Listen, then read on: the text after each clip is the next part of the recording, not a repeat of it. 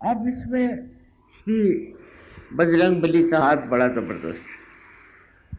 आपको पता नहीं कि वो आपके आगे पीछे खड़े हुए हैं।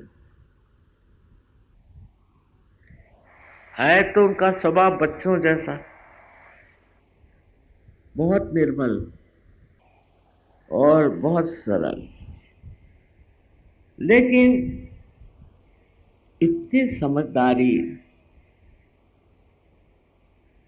और हर तरह की खूबियां वो जानते हैं। इसका मतलब है कि उनकी शक्ति के साथ उनके अंदर निरक्षीर विवेक बहुत, बड़े ही बुद्धिमान थे।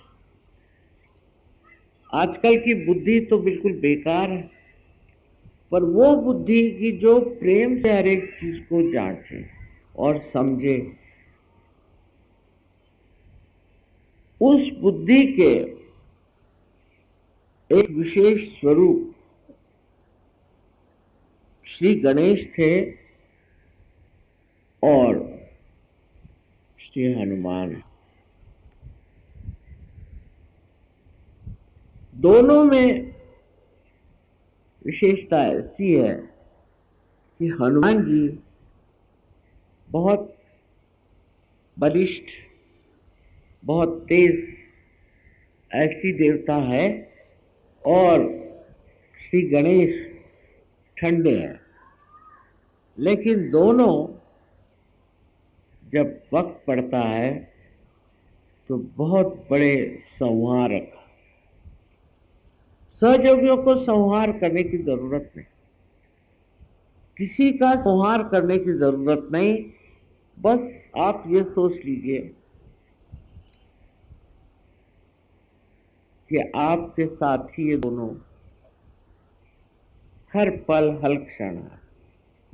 जब भी आपको कोई परेशान करे, तंग करे, तो साक्षात आपके संरक्षक आपके साथ खड़े। बहुत से बार आप सुनते होंगे कि ये मिनिस्टर लोग जाते हैं, कोई जाता है तो उनके साथ सिक्योरिटी चलती है। सहयोगियों की सिक्योरिटी उनके साथ ही चलती है।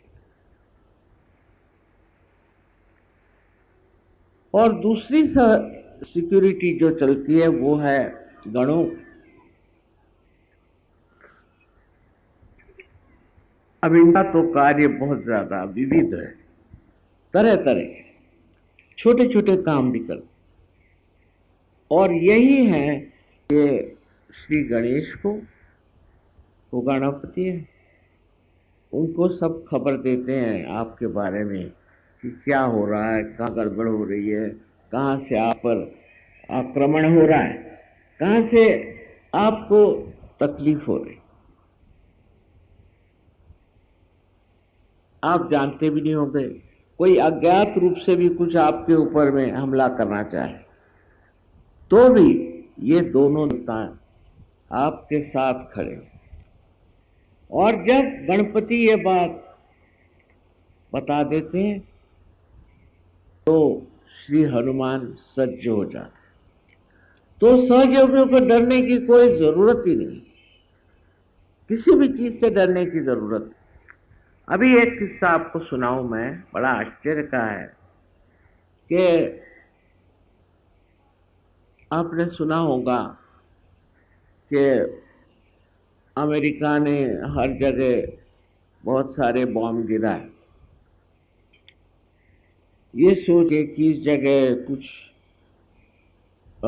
आक्रामक लोगों ने कुछ व्यवस्था की हुई। तो ये किस्सा जो मैं आपको सुना रही हैं वो ये अफ्रीका में एक जगह जहां पर कुछ सहयोगी थे और वहां बॉम्ब गिरा।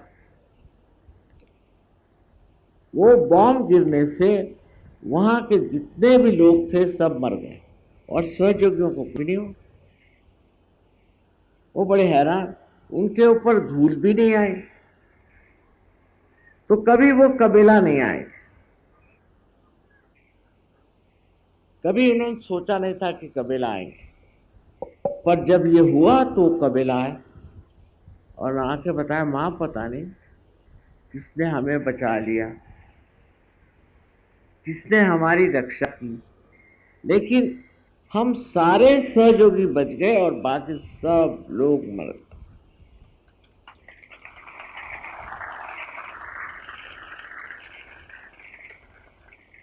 अब ये वाकया है, सही बात है, और इसका कारण ये है कि आपने अब परमात्मा को स्वीकार्य कर लिया। आपने सहज मार्ग से अपना आत्मा चेतित कर लिया। इस आपके नए परिवर्तन से आप एक महान बात और शक्तिपूर्ण ऐसे इंसान हो गए। अब किसी की मजाल नहीं कि आप कुछ, ऐसे हजारों उदाहरण आपको मैं दे सकती हूं कि जब आप सहज में पार हो गए तो आपको कोई भी नहीं छू सकता।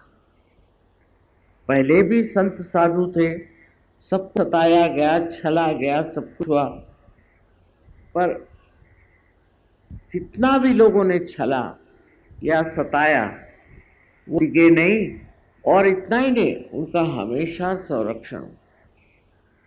और ऐसी ऐसी बातें वो कहते थे कि जिससे लोग बहुत नाराज हो जाएं, सोचते थे कि ये क्या बातें कह रहे हैं, राजाओं के खिलाफ, बादशाहों के खिलाफ, सब के खिलाफ वो ऐसी बातें कहते थे जिससे लोग घबरा जाएं। पर हनुमान जी की शक्ति से उनको कोई नहीं छू सका, उनको किसी ने नहीं मारा। ख्वाजा निजामुद्दीन साहब के बारे में एक बड़ा अच्छा किस्सा कि वो उनसे उनके बादशाह ने कहा कि तुम आकर के मेरे सामने झुको, कुर्नी साथ करो। उनका नहीं, मैं आपके सामने नहीं झुकने वाला, आप कौन होते हैं? बहुत नाराज हुआ। उसने कहा कि अगर 3 दिन के अंदर आप मेरे आके आपने अगर सर नहीं झुकाया तो मैं आपकी गर्दन कटवा दूं। उनका कटवा दूं मैं, क्योंकि आप कोई बड़े साधु संत नहीं जो आपके सामने मैं झुकूं। तो उन्होंने आकर के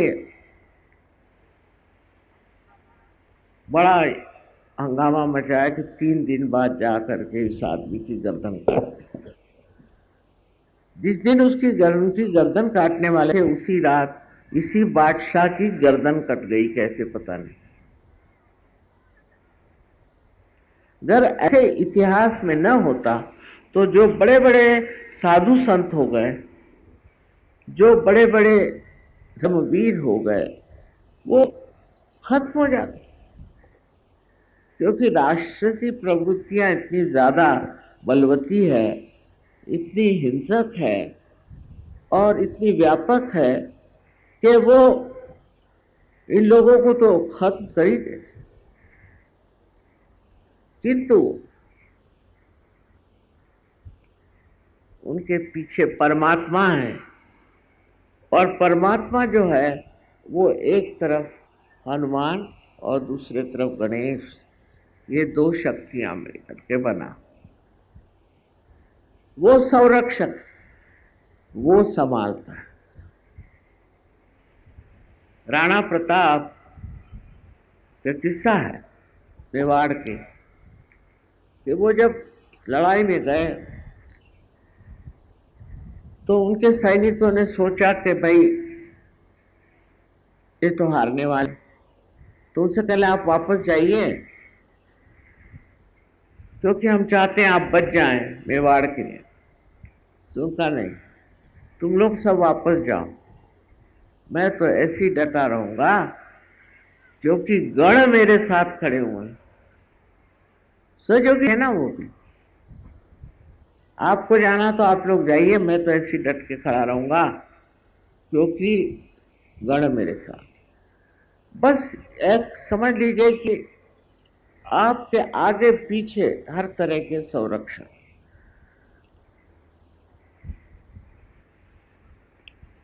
पर इस संरक्षण को मिलते ही मनुष्य में क्या होना चाहिए, स्वयुग में क्या होना, वो धीर गंभीर और किसी से डरने वाला इंसान नहीं होता। वो किसी से भागता नहीं, जम जाता है उस जगह। और जो कुछ दुष्ट आदमी है उसके सामने डट जाता है।